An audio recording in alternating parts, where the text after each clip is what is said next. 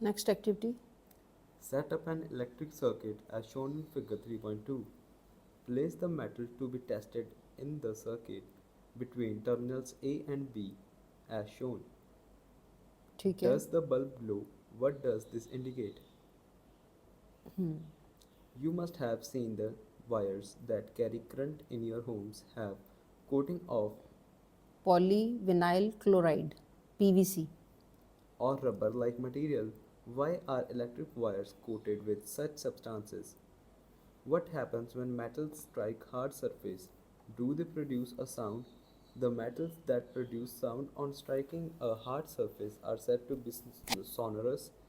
Can you now say why School school bells. bells are made of metals? हाँ, तो यहाँ दो properties हैं मेटल्स की. ठीक है. एक प्रॉपर्टी में ये बताया हुआ है इलेक्ट्रिक सर्किट. ठीक है. इलेक्ट्रिक सर्किट के सेंटर में हमने मेटल रख लेना. ठीक है. मेटल रखना और फिर देखना है ये बल्ब चल रहा है कि नहीं चल रहा. तो इस अगर बल्ब चलेगा, मेटल रखने से बल्ब चल जाएगा. ठीक है, ऑन हो जाएगा. इसका मतलब है metals are good conductor of electricity also.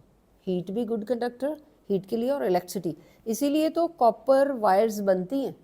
ठीक है, कॉपर में से इलेक्ट्रिसिटी पास होती है, तभी तो कॉपर की वायर. कॉपर क्या है? मेटल है. ठीक है, they are good conductor of electricity. तो ये एक्सपेरिमेंट से पता चलता है.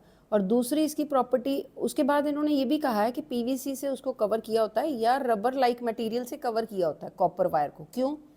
क्योंकि रबर जो है या पीवीसी है, they are not good conductor of electricity, ताकि हमारा अगर हाथ लग जाए, टच करे, तो हमें शॉर्ट ना पड़े. ठीक है. और नेक्स्ट प्रॉपर्टी भी साथ ही इसमें इन्होंने बताई हुई है कि स्कूल की बेल्स जो हैं वो मेटल की बनी होती हैं. ठीक है. और जिससे स्ट्राइक करते हैं वो भी मेटल का होता है. ठीक है, हार्ड सरफेस होती है और मेटल के साथ उसको स्ट्राइक करते हैं और उसकी आवाज़ बड़ी आती है.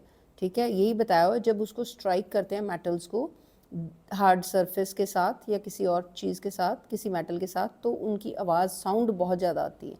तो साउंड आने की क्वालिटी को सोनोरस कहते हैं. तो हम कह सकते हैं ये फिजिकल प्रॉपर्टी ये भी है, metals are sonorous in nature. They produce sound when they are striked. Then non metal. In the previous class, you have learned that there are very few non-metals as compared to metals. Some of the example of non-metals are carbon, sulfur, iodine, oxygen, hydrogen, and etc. The non-metals are either solid or gas except bromine, which is a liquid. हाँ, तो ये non metal, पहले तो उन्होंने बोला है कि non metal जो है एज़ कम्पेयर टू मेटल इनका नंबर कम है, ये कम होते हैं नॉन मेटल्स. ठीक है.